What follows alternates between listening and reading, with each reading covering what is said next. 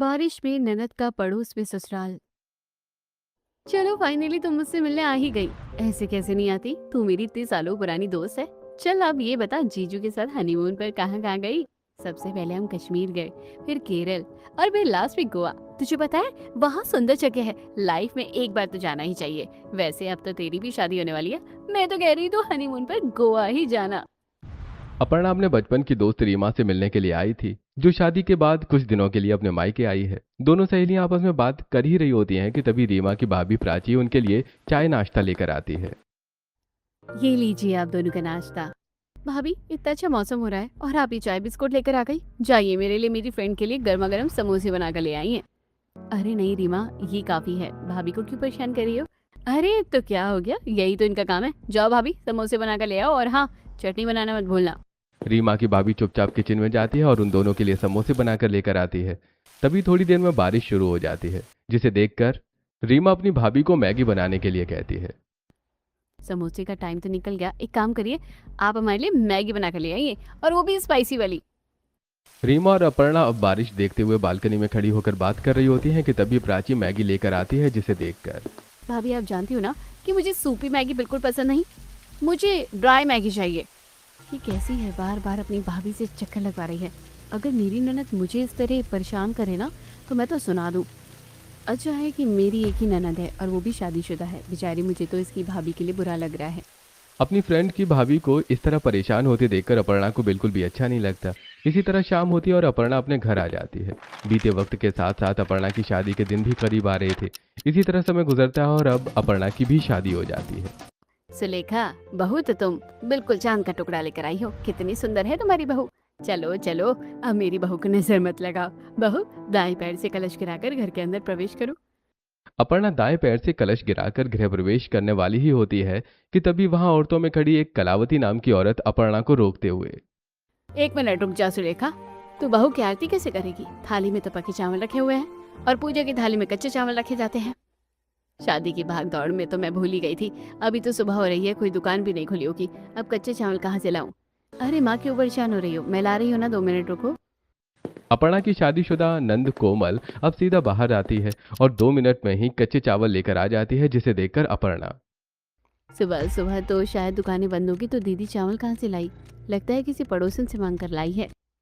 अब आरती की थाली में कच्चे चावल रखकर सुलेखा अपर्णा की आरती करके उसका गृह प्रवेश कराती है। इसी तरह शादी की छोटी मोटी रस्में होती हैं और अब रात हो जाती है। कपड़े बदलकर अपर्णा अपने पति के साथ आराम करती है और ऐसे ही सुबह हो जाती है। मुझे नहीं पता था कि ये पिंक कलर भी तुम पर इतना जचेगा। सच में बहुत सुंदर लग रही हो, बिल्कुल नई नवेली दुल्हन की तरह।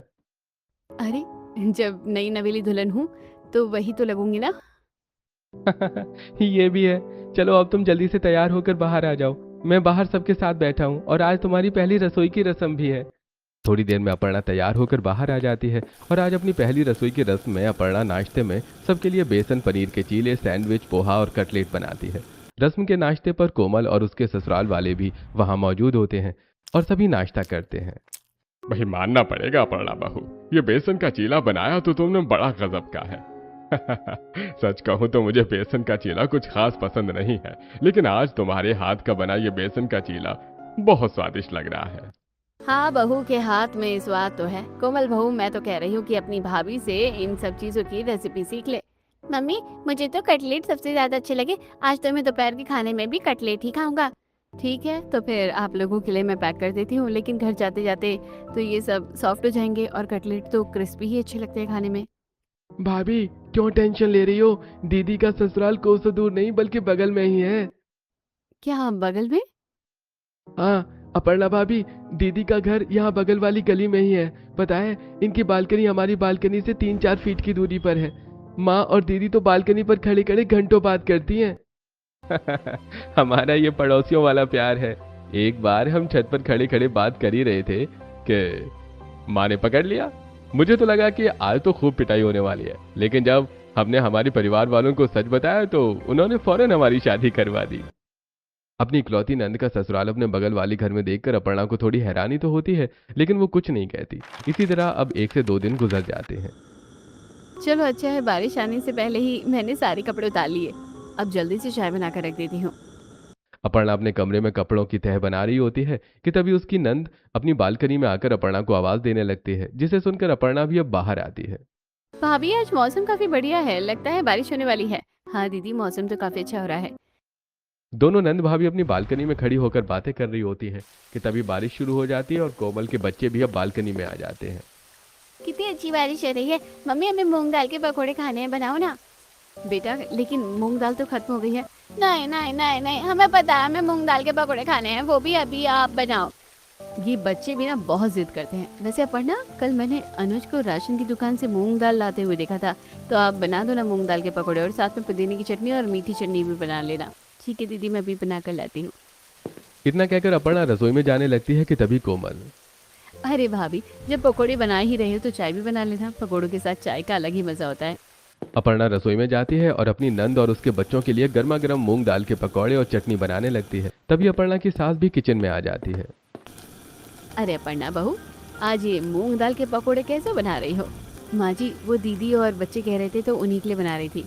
अरे हाँ, मेरी कोमल को मूंग दाल के पकोड़े बहुत पसंद है। उसके लिए थोड़े तीखे बनाना और बच्चों के लिए अलग से तीखे, और 2-4 हमारे लिए भी निकाल देना। अपनी नंद और उसके बच्चों के साथ साथ अब अपर्णा अपने सास ससुर के लिए भी मूंग दाल के पकौड़े, चटनी और चाय बना लेती है। और अब जब वो मूंग दाल के पकौड़े लेकर बालकनी पर पहुंचती है तो बालकनी की दूरी तो 4-5 फीट ही की है। ऐसे में आपको कैसे पकोड़े और चाय दूं? आप घर पर आ जाइए ना। अरे आ तो जाती, लेकिन नीचे गली में पानी भरा हुआ है। रुको, मेरे पास एक आइडिया है। कोमल अपने कमरे से 2 रस्सियां लेकर आती है, जिसका एक छोर वो अपर्णा की तरफ फेंकती है और एक अपनी तरफ बालकनी से बांध लेती है और उस रस्सी के बीच में एक कपड़े का थैला लटका देती है। और अब उस थैले के ऊपरी हिस्से में रस्सी डालकर एक हिस्सा अपर्णा को देती है और एक खुद के पास रखती है। अब आप इसे खींचोगे तो ये थैला आपके पास आ जाएगा, और मैं खींचूंगी तो मेरे पास आ जाएगा। इसमें आराम से चाय और पकोड़े रख दो। कोमल के कहने पर अपर्णा अब चाय को एक थर्मस में डालती है, पकौड़े और चटनियों को एक टिफिन में पैक करती है और अब थर्मस और टिफिन दोनों उस थैले में रख देती है। तो कोमल अब अपनी तरफ की रस्सी खींचती है और देखते ही देखते एक बालकनी से दूसरी बालकनी में आराम से चाय पकौड़े पहुंच जाते हैं। कुछ भी बोलो अपर्णा, तुम्हारे हाथ में तो स्वाद बड़ा है। मामी, मीठी चटनी तो खत्म हो गई, मुझे और मीठी चटनी दो ना। अपर्णा किचन में जाती है और रिया के लिए मीठी चटनी लेकर आती है। वैसे आपने ये पुदीने की चटनी भी काफी बढ़िया बनाई है, लेकिन अगर इसकी जगह कच्ची कैरी की चटनी होती तो और ज्यादा अच्छी लगती। वैसे कल ही पापा कच्ची कैरी भी लाए थे, उसकी चटनी भी बना देती तो और मजा आता। अपर्णा कच्ची कैरी की चटनी बनाने फिर से रसोई की तरफ जाने लगती है। तभी कोमल। अच्छा, आप चटनी बनाने जा रही हो तो साथ में प्याज के पकोड़े भी बना लेना। कच्ची कैरी की चटनी के साथ प्याज के पकोड़े बहुत अच्छे लगते हैं। आखिरकार अपर्णा दोबारा किचन में जाती है और अपनी नंद के लिए प्याज के पकौड़े और कच्ची कैरी की चटनी बनाने लगती है। बार बार कभी चाय, कभी चटनी, तो कभी गर्मा गर्म पकौड़े के लिए अपर्णा का किचन से बालकनी का चक्कर लगता ही रहता है। मुझे तो परेशान कर दिया। एक बार मैं नहीं बोल सकती क्या? और कौन सा गली में समुद्र बन गया है, आराम से तो आ सकती है, लेकिन नहीं। एक ही दिन में अपर्णा काफी परेशान हो जाती है। इसी तरह 1 से 2 दिन और गुजरते हैं। अपर्णा हॉल की सफाई कर रही होती है कि तभी देखती है कि उसका देवर काफी देर से लैपटॉप पर लगा हुआ है। देवर जी, जब देखो आप लैपटॉप पर ही लगे रहते हो। अभी तो आपकी नौकरी भी नहीं लगी है, तो लैपटॉप पर आपको इतना काम क्या करना रहता है? नौकरी की ही तो तैयारी कर रहा हूँ भाभी। मैंने 2-3 जगह अप्लाई किया है। अगर इनमें से किसी भी जगह पर जॉब लग गई ना तो मेरी तो लाइफ सेट है। मैं भगवान से प्रार्थना करूंगी कि मेरे देवर जी की जल्दी से जल्दी जॉब लग जाए उनकी मनपसंद कंपनी में। ऐसे ही अब कुछ दिन और गुजर जाते हैं। अपर्णा हॉल में बैठकर टीवी देख रही होती है कि तभी अनुज ऑफिस से आता है। अरे आप आज इतनी जल्दी आ गए? अभी तो 5 भी नहीं बजे हैं। हाँ, आज काम जल्दी खत्म हो गया तो सोचा कि तुम्हें सरप्राइज दे दूं। वैसे अपर्णा, आज मौसम काफी अच्छा हो रहा है, क्यों ना ब्रेड पकौड़े बना लो, मेरा बड़ा मन कर रहा है खाने का। वैसे भी शाम की चाय का वक्त हो ही गया है, सबके लिए गर्मा गर्म ब्रेड पकौड़े भी बना देती हूँ। इधर अपर्णा किचन में जाकर चाय और ब्रेड पकौड़े बनाने लगती है तो उधर कोमल अपने सास ससुर और बच्चों के साथ अपने मायके आ जाती है। और अपर्णा जैसी ब्रेड पकौड़े और चाय लेकर बाहर हॉल में आती है तो बहू देख कौन आया है, इनके लिए भी चाय और गर्मा गर्म पकौड़े निकाल कर ले आ। मुझे पता था कि भाभी ब्रेड पकौड़े बना रही है। अब हमारी रसोई एक दूसरे से लगी हुई है तो एक खुशबू तो आ ही जाती है। इन्होंने जब ब्रेड पकोड़े का बोला तो मेरा तो मन ही हो गया खाने का, तो हम भी चले आए। बहू, मेरे ब्रेड पकोड़े में थोड़ा चटपटा कर देना। और मामी, मेरे ज्यादा स्पाइसी मत करना, मैं तो फीका खाती हूँ। अपर्णा जितनी खुशी से बाहर आई थी उतना ही मुंह बनाकर किचन में जाकर अब सबके लिए ब्रेड पकौड़े और चाय बनाने लगती है। दीदी की नाक तो कुत्ते की नाक से भी ज्यादा तेज है। पता नहीं कहाँ से खुशबू सूंघकर आ गई और साथ में पूरे पलटन को भी ले आई। बुदबुदाते हुए ही सही, अब वो अपने ससुराल वालों के लिए ब्रेड पकौड़े और चाय बनाकर लाती है। अरे पकौड़े तो एक नंबर के बने हैं, लेकिन मैं ना अदरक की नहीं इलायची की चाय पीता हूँ। मौसम इतना अच्छा हो रहा है, मेरा तो मसाला चाय पीने का मन है, तो मेरे लिए वही बना देना। अपर्णा अब दोबारा मुंह बनाकर किचन में जाती है और सबके हिसाब से चाय बनाने लगती है। शादी को इतना टाइम हो गया लेकिन अपने पति के साथ एक बार भी बारिश का मजा लेते हुए शांति से बैठकर एक कप चाय भी नहीं पी होगी मैंने। धीरे धीरे अपर्णा नंद से परेशान होने लगी थी। ऐसे एक शाम अपर्णा जब कमरे में कपड़े प्रेस कर रही होती है तो हल्के हल्के तो कपड़े गीले हैं, प्रेस कर देती हूँ। मौसम देखकर लग नहीं रहा कि 3-4 दिन में धूप निकलेगी। वो हल्के हल्के गीले कपड़ों पर प्रेस मार रही होती है कि तभी कोमल बालकनी पर खड़ी अपर्णा को आवाज लगाती है, और जब अपर्णा बाहर आती है तो मेरे भी कपड़े हल्के हल्के गीले हैं, इन्हें भी प्रेस कर दो, मैं गठरी फेंक रही हूँ तुम्हारी तरफ। बस मेरे कल के कपड़े रह गए हैं, मैं प्रेस करके आपको दे देती हूँ, आप खुद कर लेना प्रेस। वो क्या है ना, मुझे खाना भी बनाना है। कौन सा आपको खाना बनाने में ज्यादा वक्त लगता है? वो तो मुझे किसी काम से बाहर जाना है इसलिए कह रही हूँ, और गीले कपड़े रहेंगे तो बदबू मारेंगे। हमारी प्रेस भी खराब हो गई है, बस यही कारण है। इतना कहकर कोमल उसे अपनी बड़ी सी कपड़ों की गठरी अपनी बालकनी से फेंक कर दे देती है, और अब बेचारी अपर्णा अपनी नंद और उसके ससुराल वालों के कपड़े भी प्रेस करती है। मैं तो बिल्कुल नौकरानी बन गई हूँ इस बालकनी का, तो दीदी ने अच्छा फायदा उठा लिया है। और आए दिन कोमल अपनी बालकनी से अपर्णा को इस बारिश के मौसम में काफी परेशान किया करती थी। जरा भैया का रेनकोट देना, वो इन्हें बाहर जाना है ना, और हमारा रेनकोट मिल नहीं रहा। कभी दिन में रेनकोट के लिए तो कभी आधी रात में वाइपर के लिए कोमल अपर्णा का पीछा नहीं छोड़ती थी। दीदी क्या आपके घर में वाइपर भी नहीं है? ये तो हर किसी के घर में होता है, और है ना, लेकिन वो ऊपर से टूट गया है, और आप तो देख रही हो बारिश की वजह से बालकनी में कितना पानी जमा हो गया है। अपर्णा अब कोमल को बाथरूम से वाइपर लाकर देकर वापस अपने कमरे में आती है। अनुज बुरा मत मानना, लेकिन आपकी दीदी ने मुझे सच में बहुत परेशान कर रखा है। हमेशा बालकनी में टंगी रहती है कपड़े की तरह, और कुछ ना कुछ मांगती रहती है। अभी क्या ही बोलूं, मेरी बहन थोड़ी आलसी किस्म की है। कुछ महीने पहले उसकी नंद की शादी हुई है, वरना इससे पहले तो उसकी नंद ही सारा संभालती थी। ऐसे ही कुछ दिन गुजर जाते हैं। अपर्णा सुबह सुबह बालकनी में झाड़ू लगा रही होती है कि तभी कोमल अपनी बालकनी पर आती है, जिसे देखकर फिर से आ गई, अब कुछ काम ना बोल दे। अपर्णा अपनी नंद को देखकर मुंह बनाने लगती है कि तभी कोमल अच्छा हुआ कि आप मुझे मिल गई, वरना कॉल करना पड़ता। वो आज मेरी तबीयत ठीक नहीं है ना, तो आप इनके लिए और बच्चों के लिए लंच बना देना जरा। दीदी आज तो किसी का लंच बनाना ही नहीं है। रात को बिरयानी बनाई थी अनुज, तो वही लेकर जाएंगे, तो मैं जीजा जी को बच्चों को वही दे देती हूँ। इनसे बासी खाना नहीं खाया जाता है। काम करो, तुम उनके लिए कड़ी चावल बना दो और साथ में रोटी, और बच्चों के लिए आलू के पराठे बना देना। अपर्णा चाहकर भी मना नहीं कर पाती और रसोई में आकर अपनी नंद के पति और बच्चों के लिए लंच बनाने लगती है। शादी के बाद बहू अपने ससुराल को संभालती है, और यहाँ मैं हूँ जो अपने ससुराल के साथ साथ अपनी ननद का ससुराल भी संभाल रही हूँ। वो बोल ही रही होती है कि तभी अपर्णा के साथ सुलेखा रसोई में आती है। अरे बहू, कोमल का कॉल आया था, उसकी तबीयत ठीक नहीं है, तो लंच के साथ साथ उसके और उसके ससुराल वालों के लिए नाश्ता भी बना देना। हाँ, बस यही कमी रह गई थी। मैं तो सोच रही हूँ अपना बोरिया बिस्तर लेकर उन्हीं के ससुराल में शिफ्ट हो जाती हूँ। यहाँ रहे क्यों रही हूँ मैं। ऐसे ही अब दिन गुजरने लगते हैं। अपर्णा सारा काम खत्म करके कमरे में आराम करने के लिए आई होती है कि तभी देखती है कि बाहर का मौसम खराब है और बालकनी में कपड़े सूख रहे हैं। अब क्या करूं, कहीं बारिश ना हो जाए, सारे कपड़े गीले हो जाएंगे। ऊपर से मेरी ननद और उनकी सास भी अपनी बालकनी में ऐसे बैठी हैं, कहीं मैं बालकनी में गई तो फिर से उन्होंने कुछ कह देना है। हे भगवान, बचा लेना। वो कोमल और उसकी सास को पूरी तरह से इग्नोर करते हुए बालकनी से कपड़े उतारने लगती है। तभी कोमल कहती है, देखो भाभी, आज कितना अच्छा मौसम हो रहा है। आपके हाथ के चीले, पकोड़े, कटलेट सब खा लिए मैंने, बस मैगी नहीं खाई। जरा गर्मा गर्म मैगी बना कर ले आओ, बड़ा मन कर रहा है। दीदी, घर में तो मैगी ही नहीं है और बारिश होने वाली है, तो मैं बाहर भी नहीं जाऊंगी। तो हमारे पास है ना मैगी, बच्चों की वजह से मंगा कर रखते हैं, मैं अभी लेकर आती हूँ। जैसी बहू चटोरी वैसी उसकी सास भी चटोरी, शर्म तो आती नहीं है इन लोगों को। कोमल की सास कौशल्या अपर्णा को मैगी लाकर देती है, जिसे ले जाकर अपर्णा उन लोगों के लिए मैगी बनाती है। फिर बनी हुई मैगी को एक टिफिन में पैक करती है और बालकनी में लगी हुई रस्सी के सहारे कोमल तक पहुंचा देती है। तभी बारिश भी होने लगती है। अब दोनों सास बहू बारिश में बालकनी में बैठकर गर्मा गर्म मैगी मजे से खाती हैं और इसी तरह दिन गुजरने लगते हैं। ऐसे ही एक दिन, वाह भाभी, आज तो आपने घर के काम बड़ी जल्दी कर दिए। मैं ये कह रही थी कि मैं अपने सास ससुर के साथ बाहर किसी काम से जा रही हूँ, तो आप बच्चों को स्कूल से ले आना। दोपहर में तो मुझे भी बैंक के काम से जाना है। तो आप कल चली जाना बैंक, बच्चों को स्कूल से लाना ज्यादा जरूरी है। कोमल, अरे जाने दे बहू को बैंक, मैं तो घर में रहता हूँ, मैं बच्चों को ले आऊंगा स्कूल से। नहीं पापा, आपके जोड़ों में वैसे ही दर्द रहता है, भाभी आप ही चली जाना ना। अपर्णा चाहकर भी कुछ नहीं कह सकती थी। इसके बाद वो दोपहर में अपनी नंद के बच्चों को स्कूल से लेकर आती है और उन्हें लाकर कपड़े बदल कर खाना भी खिला देती है। लेकिन अपर्णा की नंद के बच्चे चैन से बैठने के बजाय पूरे घर में दंगा कर देते हैं। बच्चों, इस तरह सोफे पर नहीं कूदते, स्प्रिंग खराब हो जाएंगी।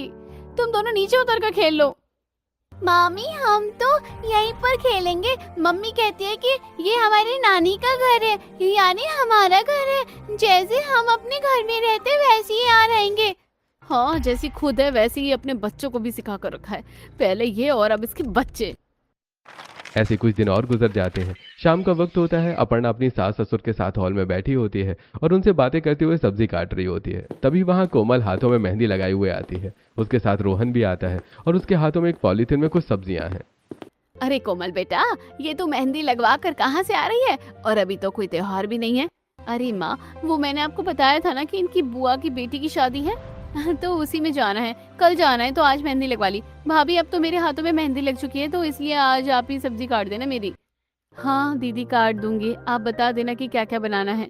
बनाने से याद आया, मेरे हाथों में तो मेहंदी लगी है, सब्जी काट नहीं सकती तो बनाऊंगी कैसे। एक काम करना, आज रात का खाना आप ही बना देना मेरे घर में भी। अपर्णा को तो गुस्सा बहुत आता है, लेकिन अपने सास ससुर को देखकर चुप रहती है। तो वहीं दूसरी तरफ अंकित को अब 2 से 3 जगह से इंटरव्यू का ऑफर आ चुका था। नोएडा जैसी बड़ी बड़ी कंपनियों से ऑफर आए हैं मुझे। एक बार बस मेरा इंटरव्यू क्लियर हो जाए, फिर तो मेरी लाइफ सेट है। वैसे अगर मेरी नोएडा में जॉब लगती है ना, तो मुझे वहीं पर फ्लैट लेकर रहना पड़ेगा, क्योंकि रोज नोएडा से यहाँ अप डाउन करना बहुत मुश्किल है। हाँ, बस तेरी नौकरी लग जाए तो तू वहां रहने चले जाना, हम लोग फिर भी आ जाएंगे, क्योंकि ये घर काफी छोटा है। अब कल को तेरी शादी होगी, तुम दोनों के बच्चे होंगे, तो फिर घर भी तो बड़ा होना चाहिए ना। और मेरी एक कंपनी भी नोएडा के आसपास ही खुल रही है। अगर वहां पर मुझे ट्रांसफर मिल गया तो फिर तो कोई दिक्कत ही नहीं है। ये तो बहुत अच्छी बात है, कम से कम मुझे अपनी ननद और ससुराल वाले से छुटकारा तो मिल जाएगा। अपर्णा अपने दिल में ख्याली पुलाव पकाने लगती है, लेकिन क्या उसका ये पुलाव बनकर तैयार होगा या नहीं, आइए जानने के लिए कहानी में बने रहते हैं। भाभी, वो मैं बाहर गई थी किसी काम से और घर पर कोई नहीं है। मेरा पार्सल आने वाला है, तो आप ले लेना। ज्यादा नहीं है, सिर्फ 2500 रुपए के हैं, तो मैं आकर पैसे दे दूंगी। अब खुद घर पर नहीं है तो कॉल करके परेशान कर रही है, पता नहीं कब मेरा पीछे छूटेगा इनसे। कभी पार्सल तो कभी कोमल बालकनी में खड़े होकर ऊपर से नीचे अपनी भाभी को कचरा फेंकने के लिए आवाज लगाती है और सीधा कचरे की पन्नी अपर्णा पर ही फेंक देती है। अरे भाभी सॉरी, मैं तो साइड में डाल रही थी, पता नहीं आप पर कैसे चलिए अब पूरा बीन कर आप साइड में फेंक दीजिए। कोमल से रिश्ते में छोटी होने की वजह से अपर्णा सब कुछ बस चुपचाप बर्दाश्त करती जा रही थी। ऐसी समय गुजरता है और आज तो कोमल ने हद ही पार कर दी थी। आज तबीयत बहुत खराब लग रही है, हिम्मत ही नहीं हो रही है कुछ काम करने की। आप एक बार मम्मी से बोलकर भाभी को बुलवा दीजिए ना, वो काम कर देगी घर का। ठीक है बहू। अपनी बहू को समझाने का या खुद करने की बजाय कौशल्या अब सुलेखा को कॉल करके सारी बात बताती है। तो वहीं सुलेखा, बहू, घर का काम निपटाकर कोमल के घर चली जाना, उसकी तबीयत खराब है तो उसके घर का झाड़ू पोछा कर देना, बच्चों को स्कूल से ले आना, खाना खिला देना और रात के खाने की भी तैयारी कर देना।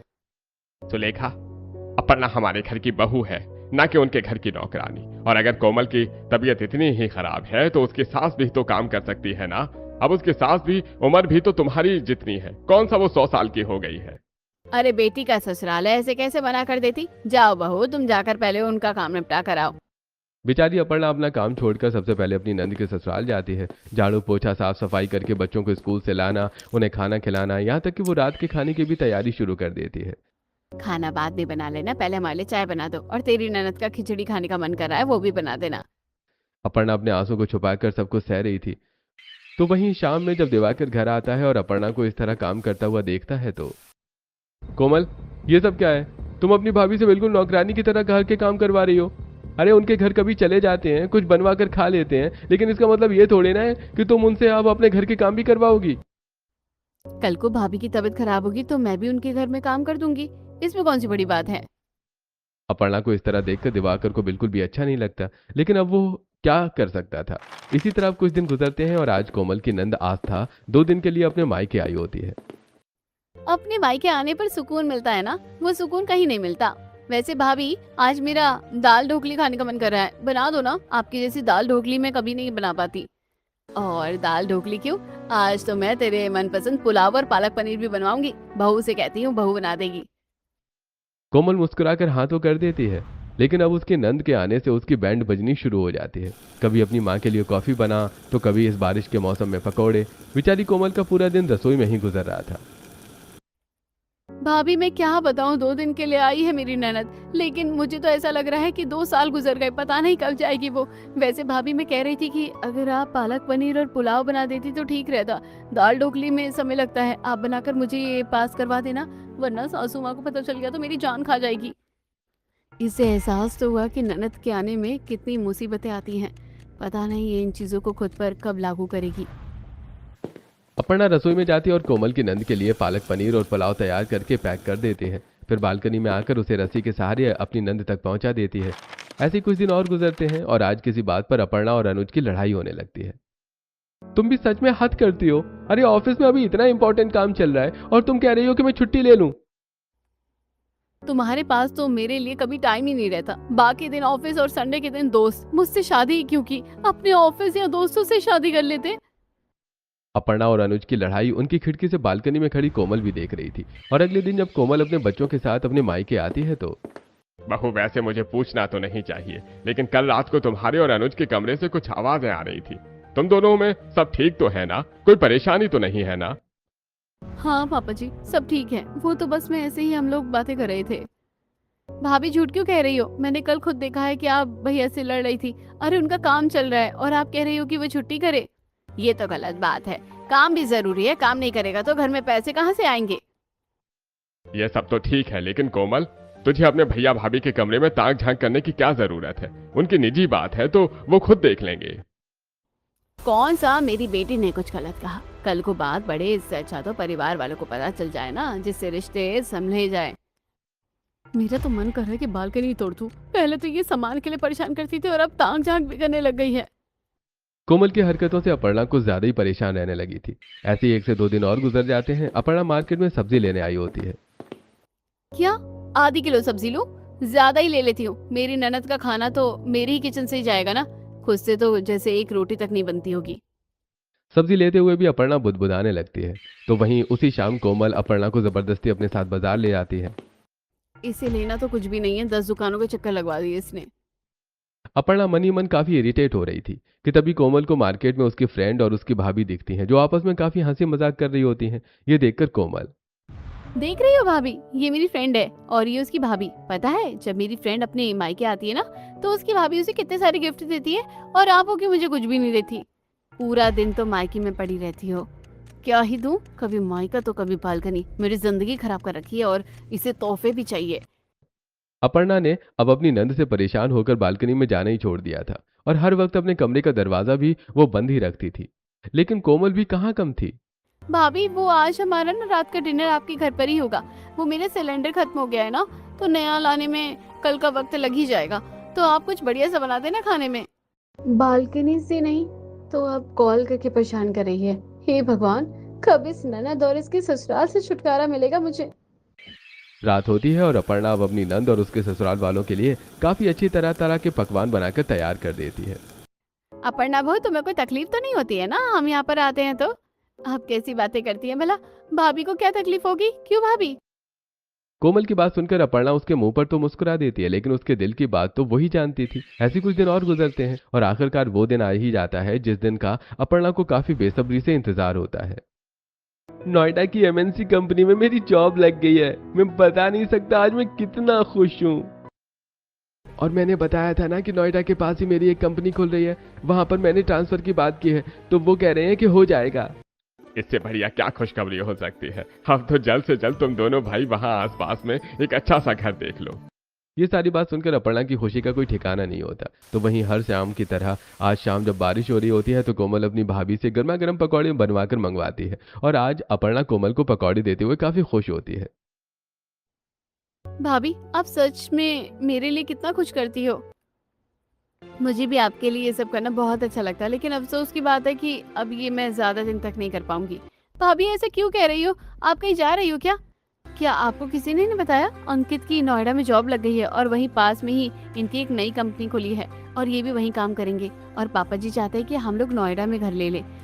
तो हम बस यहाँ खुशी दिनों के लिए हैं और उसके बाद फिर हम घर को किराए में दे देंगे।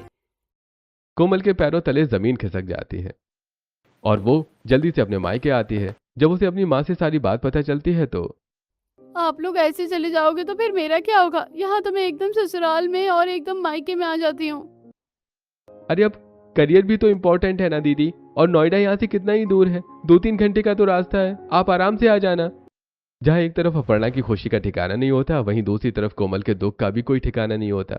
इसी तरह कुछ दिन गुजरते हैं और आखिरकार अपर्णा अपने परिवार वालों के साथ सारा सामान शिफ्ट करके नोएडा चली जाती है और कोमल बस उन्हें देखती रह जाती है। मुझे अपनी ननद से छुटकारा मिल गया, अब मैं सुकून की जिंदगी जीऊंगी। अपनी भाभी की वजह से कोमल जो हर छोटे बड़े काम से बचा करती थी, अब उस पूरे घर के कामों की जिम्मेदारी आ जाती है। बहू, आज मौसम कितना बढ़िया हो रहा है ना। मैं तो कह रही हूँ आज खाने में कढ़ी चावल और साथ में पनीर और गोभी और प्याज के पकौड़े बना ले। और हाँ, सिलबट्टे पर पिसी हुई हरी चटनी बनाना मत भूलना। मेरा तो सैंडविच खाने का मन कर रहा है, आप मेरे लिए सैंडविच बना दो। सबकी फरमाइशें सुनकर कोमल रसोई में जाती है और अब इस बारिश के सुहाने मौसम में खड़ी होकर सबके लिए खाना बनाने लगती है। पहले जब भी कुछ खाने का मन करता था भाभी को बोल देती थी और बालकनी से ले लेती थी, लेकिन अब देखो भाभी के जाने के बाद सब कुछ खुद करना पड़ रहा है। खाना बनाने से लेकर हर चीज में अब कोमल काफी ज्यादा परेशान हो चुकी थी। पहले तो कोई ना कोई बहाना लगाकर भाभी से कपड़े प्रेस करवा लिया करती थी, लेकिन अब खुद ही प्रेस करने पड़ रहे हैं।